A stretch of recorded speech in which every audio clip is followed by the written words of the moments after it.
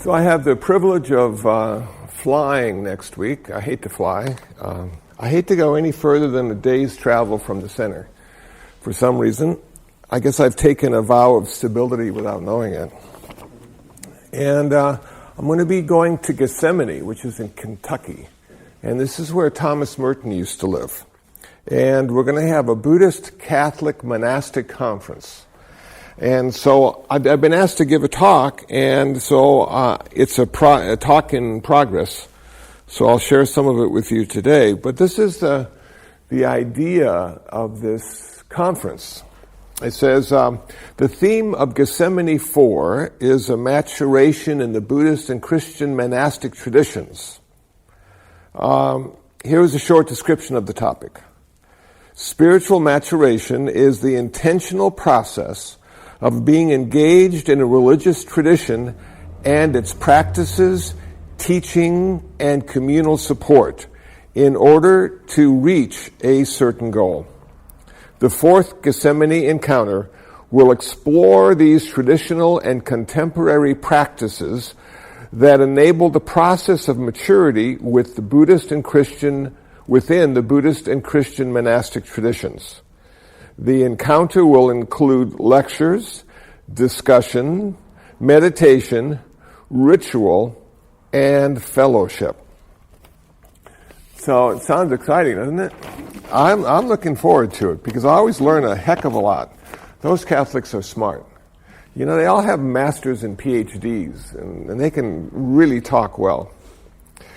So I did some investigation on what rites and rituals are and why they're important to humans and community.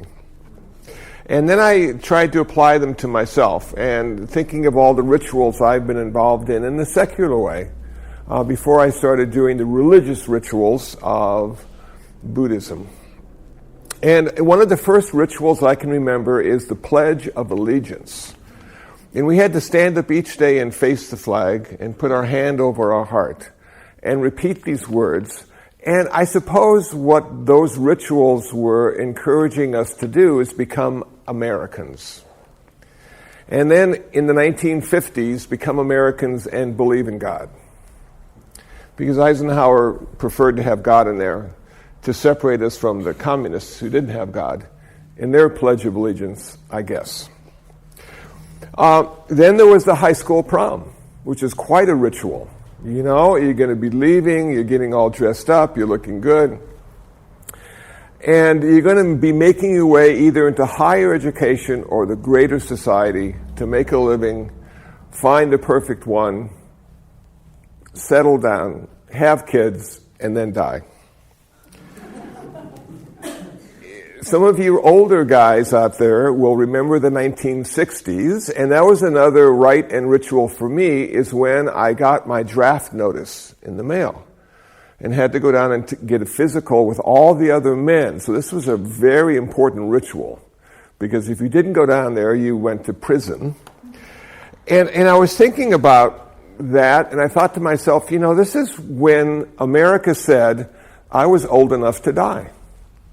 Before then, I was sort of kept in seclusion, and I was encouraged to learn and grow and be somebody. And then I had done that long enough. And a lot of my friends back in the 60s never came back, so they did die. And a lot of the ones that did come back were sort of different for the rest of their lives. Then there was marriage, which is a really big and expensive ritual.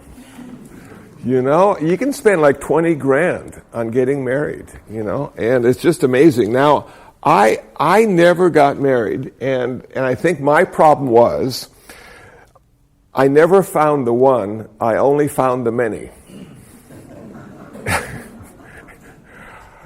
and I guess that's okay. In my line of work, it wouldn't have worked out anyway. So then we have childbirth. Man, that is big too, you know. I used to have my handprint in clay and little shoes that were brass covered, and once you have kids, you know, everybody starts to sell you stuff so you can raise the kids in a really skillful and wholesome way, and you have bottles and liners and beds and blah, blah, blah. So a lot of men and women go through that ritual. And somebody asked me the other day, what do you think the meaning of life is? I think number one, it's survival. And I think number two, it's replication. And after that, it's just up to you.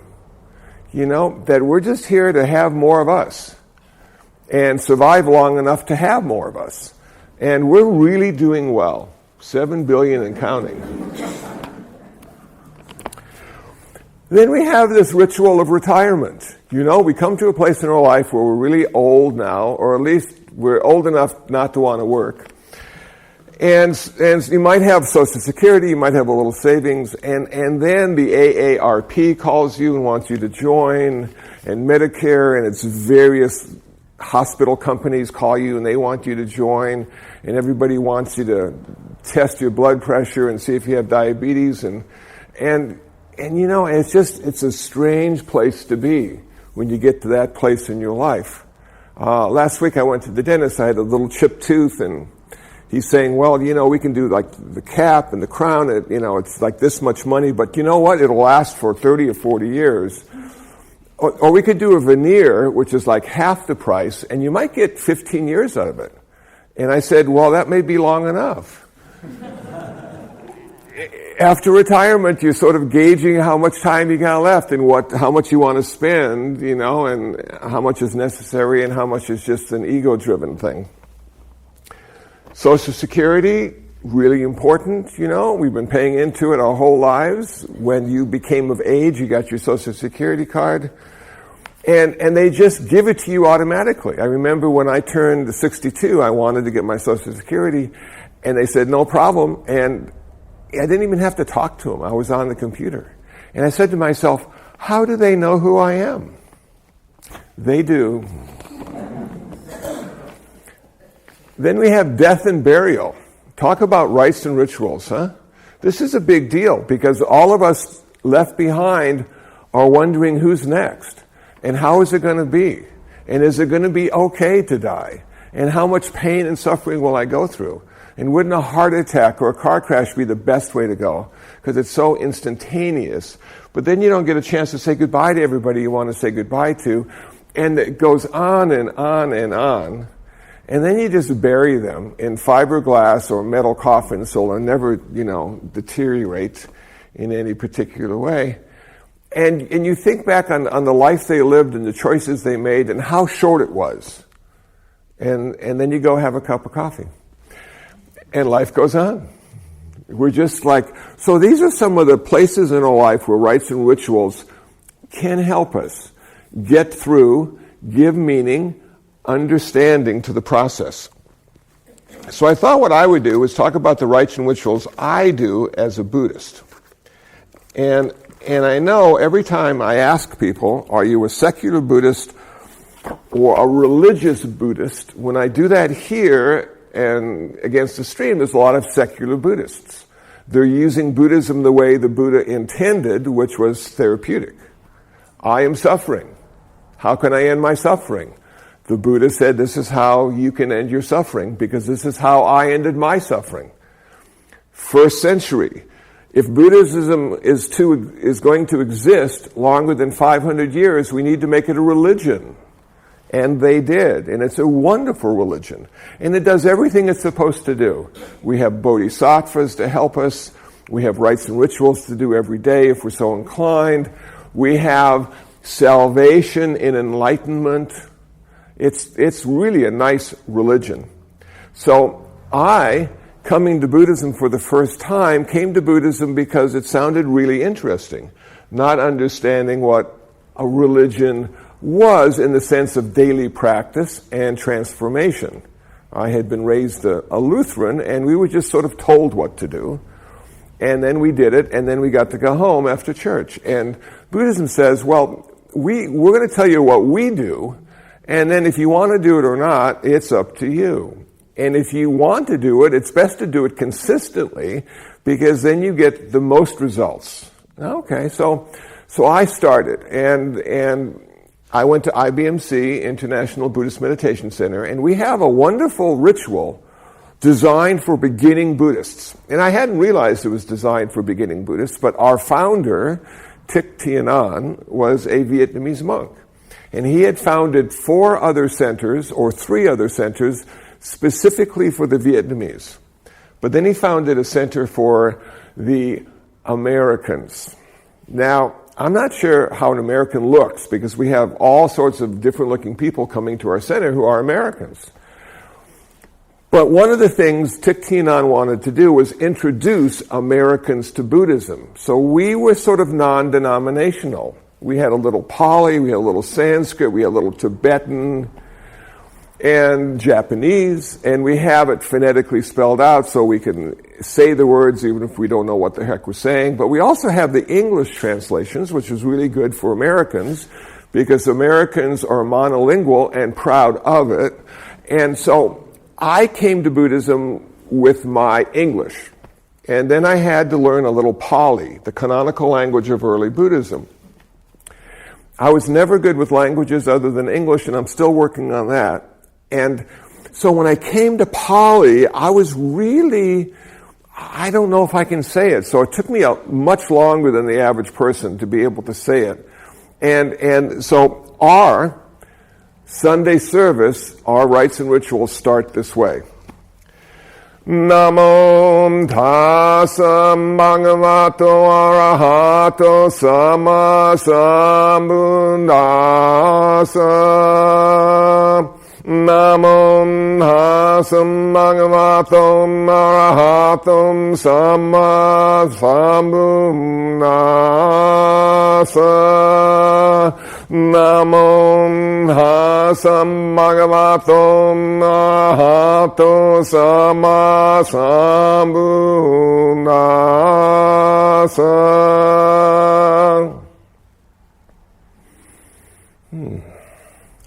Now, one of the nice things about doing that chant in the way I just did it is it vibrates your nasal cavity.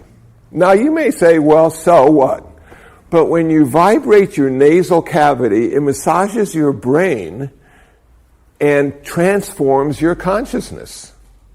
And if you've ever looked at somebody who's been chanting for 20 minutes or a half hour, they are blissed out. They are just smiling at everything. They're relaxed. Life is wonderful. So besides the rites and rituals, there are physical and conscious transformations that occur. What I just said was this: I honor you, most holy, most noble, completely awakened one. I'm honoring the Buddha. So when I came to Buddhism, it was the Buddha. But then I said, well, what is a Buddha? A Buddha is someone who has rediscovered Buddhism, rediscovered the Dharma, actualized that truth without a teacher, and then is able to explain what he or she did to help others transform themselves.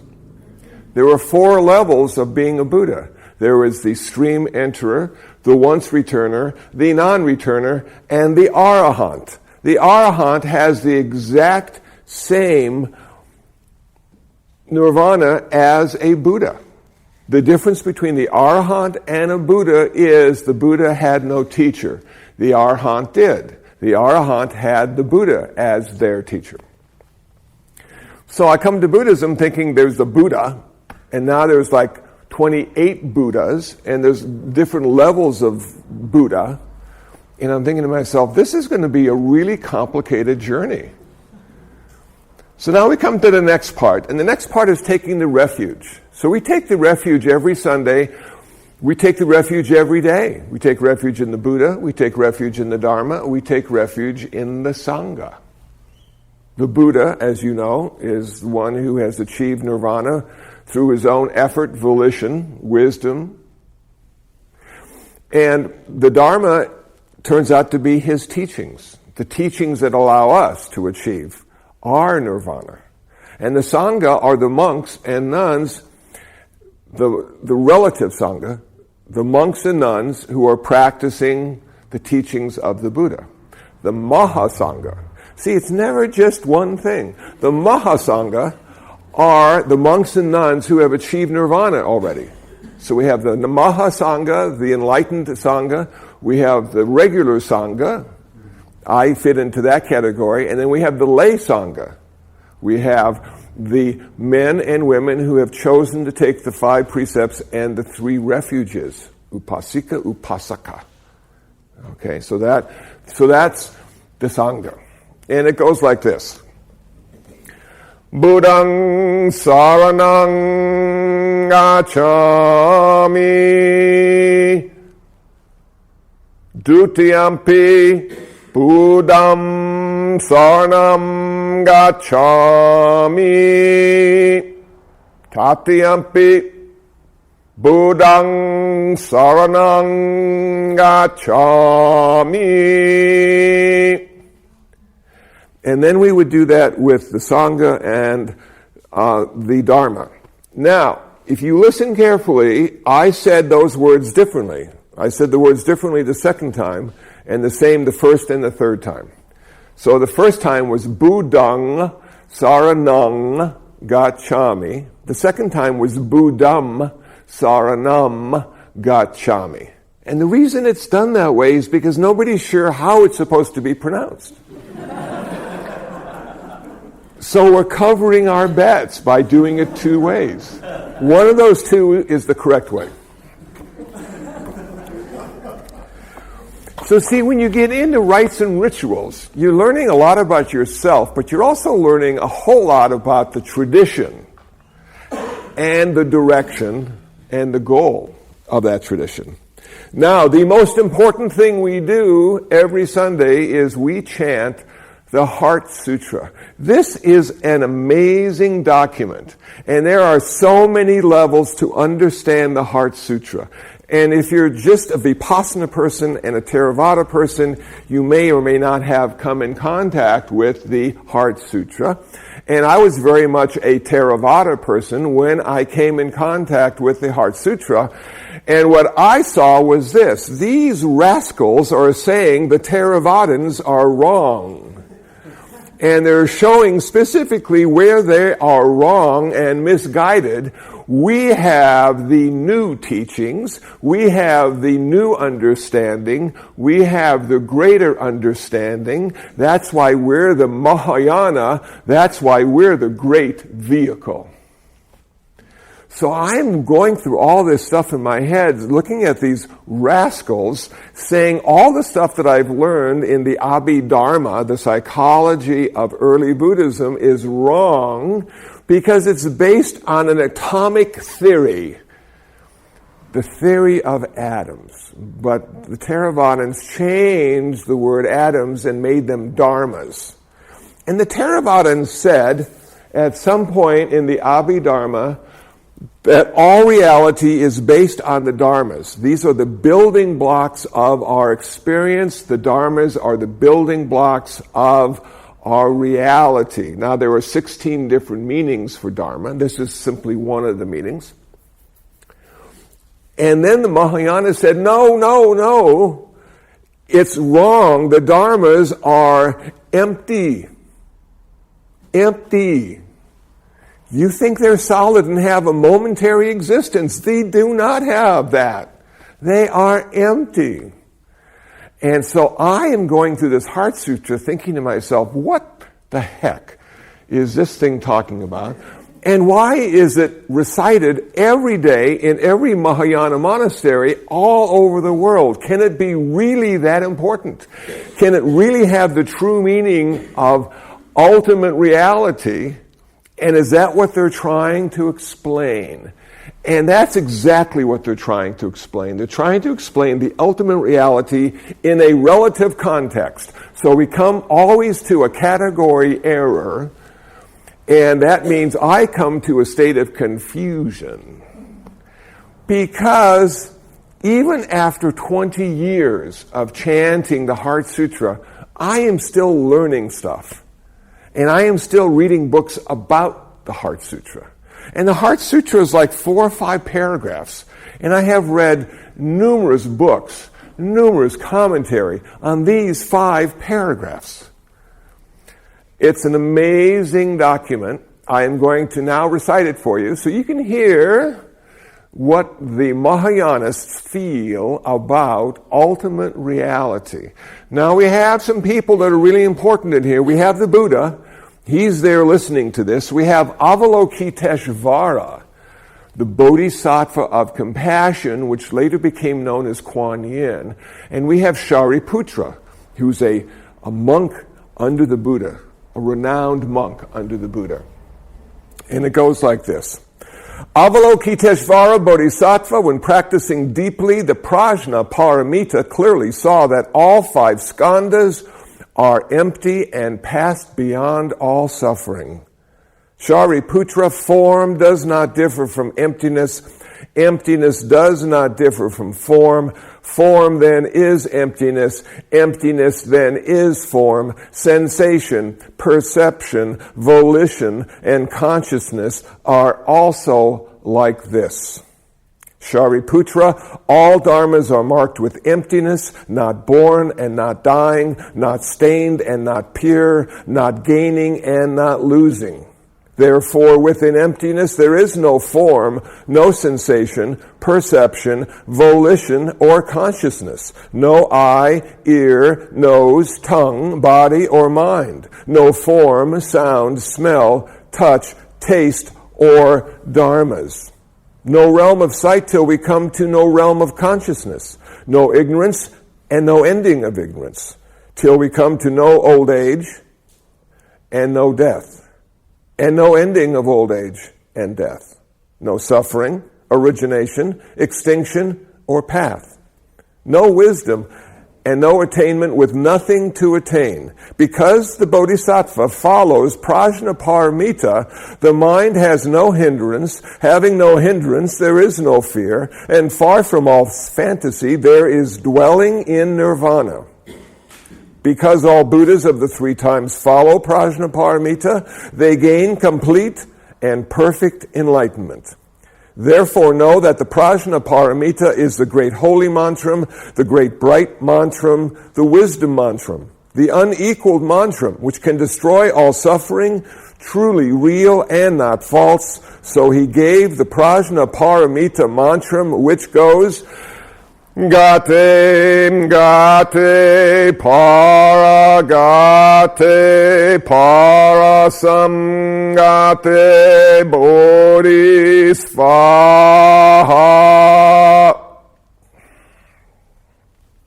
There we go, the most profound document in Mahayana Buddhism. Okay, that's exactly how I looked when I first heard this. I'm thinking, what the heck? So over the years, and after reading books and listening to teachers, I started to dissect what it was they were talking about. So first we have this thing called form does not differ from emptiness, and emptiness does not differ from form. And I'm going, wow, this is a trip. It sounds profound, but it doesn't make any sense at all. So in one of the books I read about the Heart Sutra, they said, change the word emptiness. Don't make it emptiness. Make it momentariness. Momentariness. So form does not differ from momentariness. Momentariness does not differ from form. So what does this mean? Think of the ocean and think of the waves. It's an often used metaphor for ultimate reality and individual existence. And here we are, and we have this momentary experience. Our eyes and our ears and our nose and our tongue and our body and our mind all come together in this one moment and grok it. Now, if you've never read the book Stranger in a Strange Land, you don't know what grok means. But that's what it means. We come to a present moment experience and know it. We grok it. We understand it. Now, what humans do with this momentary experience is they add something. They add past and future. And why do they add past and future? Because they need to work with stories. We, as humans, live in a relative reality that's filled with stories. That's how we give meaning and understand our life. So, we take this moment that only ever happens once. You can never re-experience a moment again. And we solidify it. We take the flow and we make it solid. And it becomes real. And it becomes a concept. And that concept are the building blocks that we use to create our life. But in fact, it's just a momentary experience. So it's empty of past and future, and it's empty of self-being. It doesn't exist independently. The Buddha said nothing can exist independently. Everything is conditional. Everything happens because of something else. Nothing stands apart from that process. But as humans, we can solidify a process and make it an event. And that event lasts into the future and has its roots in the past. Now we come to the 5 skandhas. Really an interesting way of looking at who you are. Form, sensation, perception, volition, and consciousness. The building blocks of every human. That's all we are. See, the Buddha never said we're simply one thing. That one is a monotheistic invention that allows us to solidify the process of the moment and make it an event.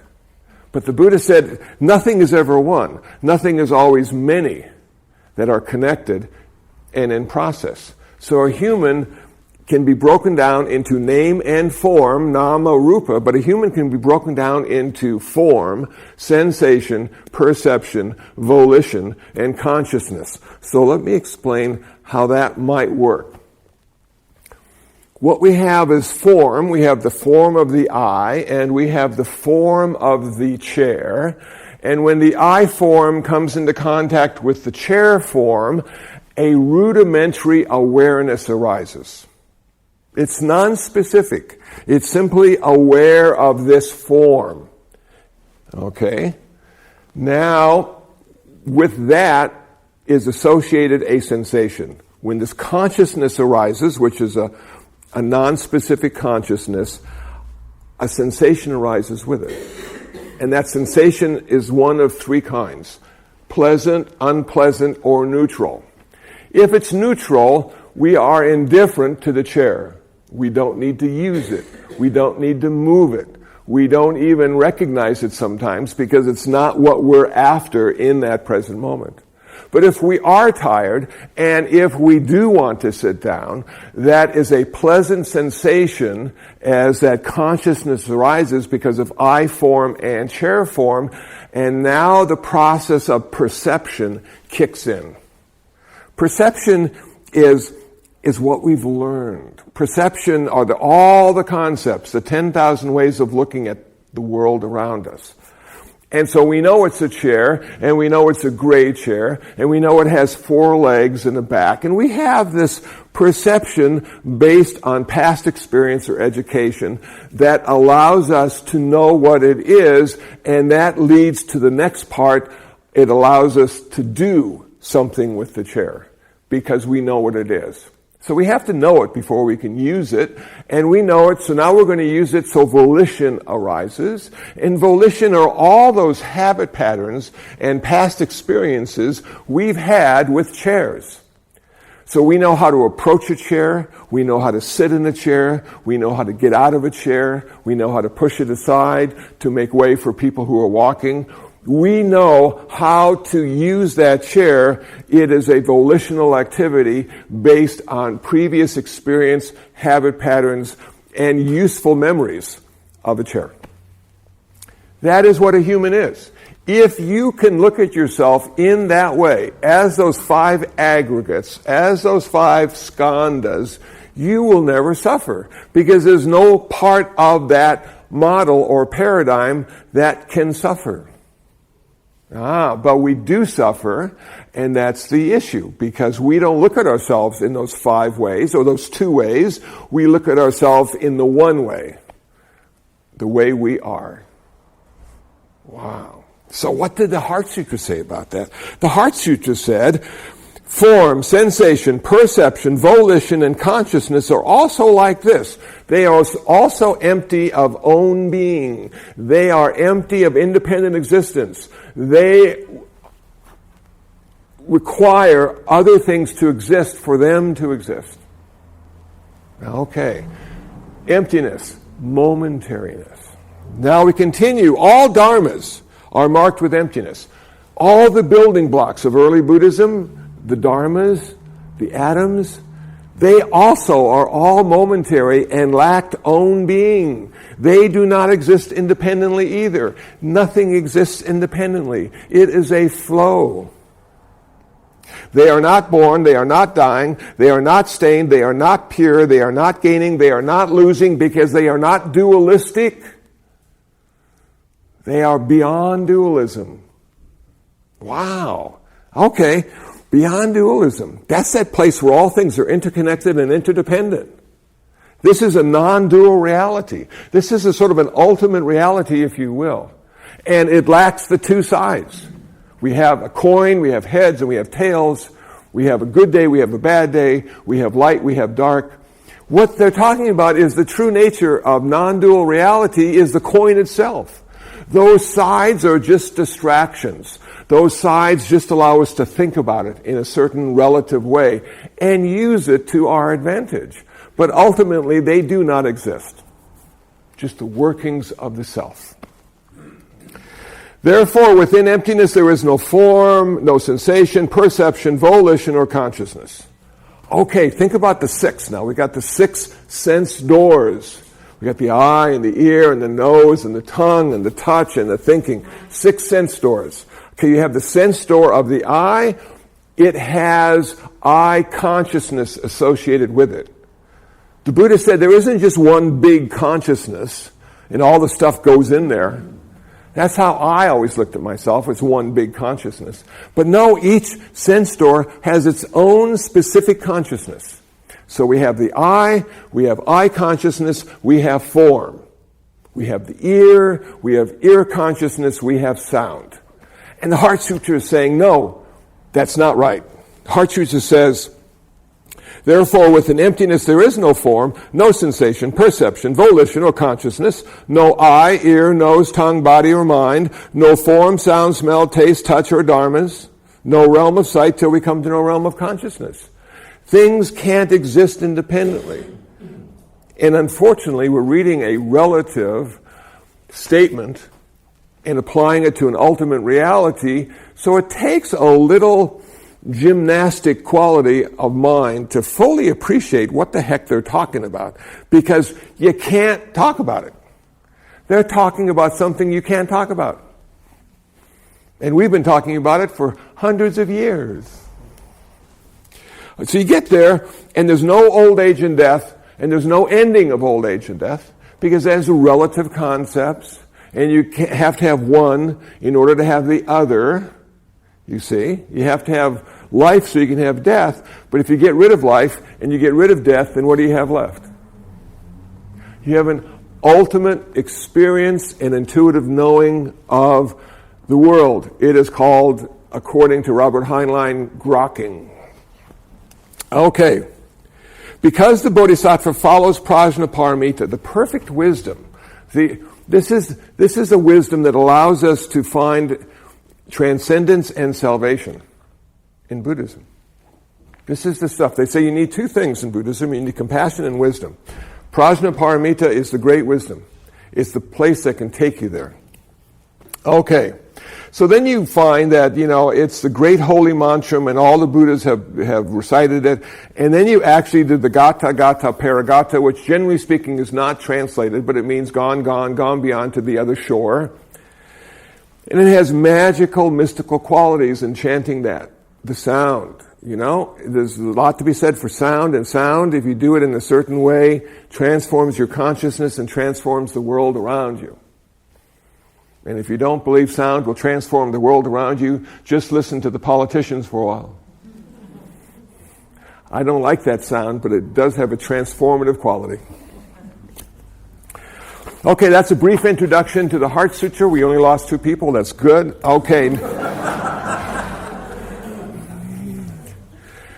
Now we come to our purification process. We need to purify ourselves. We are filled with greed, hatred, and delusion. Those poisons create so much suffering for us and those around us. The world would be such a better place if we didn't have them. And it's not that we're sinful, we're stupid and ignorant, you see. That's the deal with Buddhism. We don't have to deal with sin, we have to deal with ignorance. We have to wake up, we have to become wise. And in becoming wise, we need to be humble. Because we do not stand alone and apart. We are always interconnected and interdependent. All those who are suffering become part of our suffering. All those who succeed becomes part of our success. So it works both ways. We do not exist independently. So we bow and we recite this. I respectfully bow to Shakyamuni Buddha, Amitabha Buddha, all Buddhas of the 10 directions, boundless Buddha Dharmas, and the virtuous Sangha. I have lived many lives under heavy karmic obstacles: desire, anger, pride, illusion, and ignorance. Today, because of Buddha's teachings, I know these as mistakes. Therefore, with sincere heart, I confess. I vow to eliminate evils and to do good. I respectfully entreat the Buddhas for their compassionate assistance, body without sickness, mind empty of frustration and anxiety, every day happy to practice the wonderful teachings of Buddha in order to quickly depart from birth and death, understand mind, see into the true nature, develop wisdom, and gain spiritual power in order to rescue all my honored elders, fathers, mothers, brothers, sisters, friends, and relatives. And may all living beings attain complete Buddhahood. That is a powerful statement. That's a humble way of looking at life. That I have been poisoned because of this greed, hatred, and delusion, but I now see it clearly because of the teachings of the Dharma. And I am going to change the direction of my life, but more importantly, change the direction of my mind. And it's all about mind in Buddhism. Now, I have to admit, I get lost sometimes in these things, and you have 10, 20, 30 people chanting, and you have a mokujo, it's being hit, the gong is being rung, and there's a certain community that's created out of chanting together. It's a wonderful practice of community. But sometimes you get caught, the mind gets caught on a phrase or a word or a sentence, and you just sort of stop. And it has a new and deeper meaning, something you've never perhaps thought of before in that way.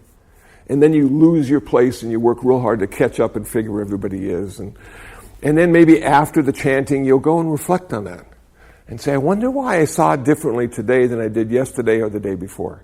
What changed in me? Somebody came to our meditation center the other day. They said, it hasn't changed a bit. In the 40 years it's been in existence, it hasn't changed hardly at all. And I said, yes, it doesn't change, the people do. That's what's happening here. The place pretty much looks the same as it did last month. But the people are changing all the time. So every time I do this chanting, I try to get into maybe a word or a phrase or reflect on it. It has the power of personal transformation. It allows me to have different colored glasses on, if you will, and look at the world through my rites and rituals and not secular rites and rituals.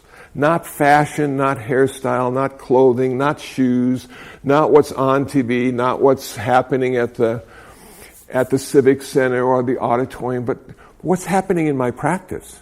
How is that affecting the way I respond to the world around me? And is it allowing me to respond and not have to react? Because reaction is habit, is often based on an idea of concept of right and wrong, filled with prejudice of how it's supposed to be, how it could be. Reactions come out of that. But response comes out of something much deeper. It comes out of heart. It comes out of heart. And in the Mahayana tradition, we call it heart-mind. That's when the wisdom and compassion start to blend and create a whole new place of experiencing the world. So after doing our daily confession, then we do our bodhisattva vows, realizing that in taking these vows, we will never succeed.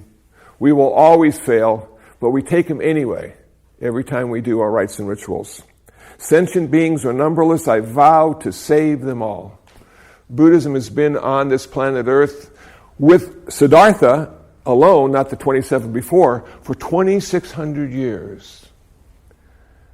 We have so many more people to save than we did 2,600 years ago. Wow. And can we ever save anybody? Even ourselves. Some forms of Buddhism would say you can't even save yourself. Why try? Deluding passions are inexhaustible. I vow to end them all. Wow. Delusion, passion, thirst, craving. I vow to end them all. Would life be any fun if we had no passion? No craving? Would anybody ever go to Disneyland? Dharma gates are limitless. I vow to study them all.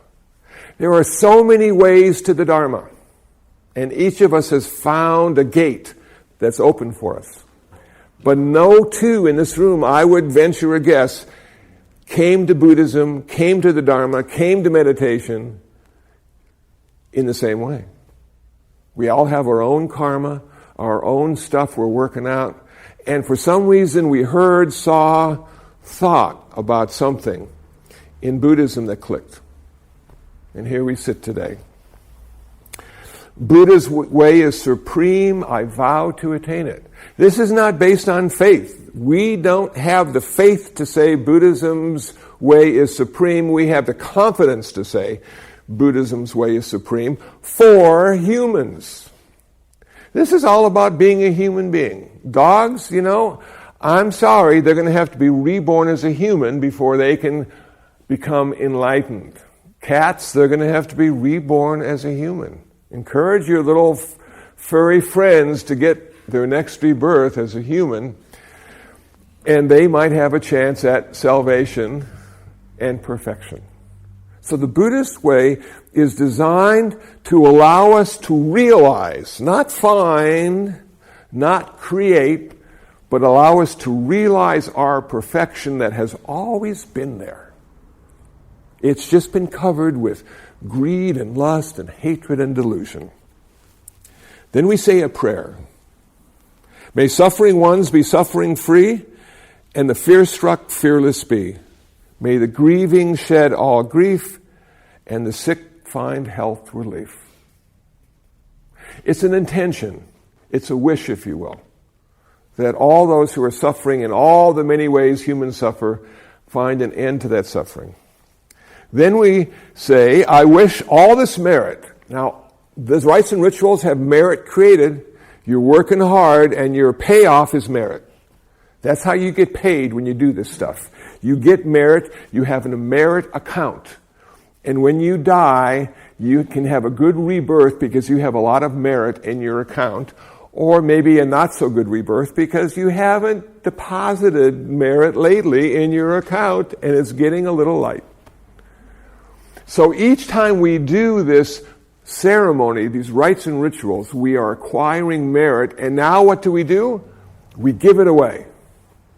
And why do we give our merit away? Because we get twice as much in return. Any good businessman would tell you, if you give your merit away and get twice in return, give it away. So we give it away, and we say it this way, I wish all this merit be extended to everyone, that we together with all beings may gain Buddha's way. We give it away, and we receive it twofold. Cool. Now we end. We end our rites and rituals by this. Om Mani Padme Hum. Om Mani Padme Hum. The jewel in the lotus. Our Buddha nature. Our potential at realization. We honor that place that each one has. Each one of us is carrying that jewel, the potential for human realization. And in order to actualize it, it seems to me, you need a commitment, number one. You need to practice rites and rituals at whatever level you like to practice them, because there is a transformative quality to them. It also interconnects you with all those others who are practicing the same rites and rituals. You need to meditate. That's the cultivation of mind. And a lot of people come to Buddhism because they want to meditate, but there's so much more.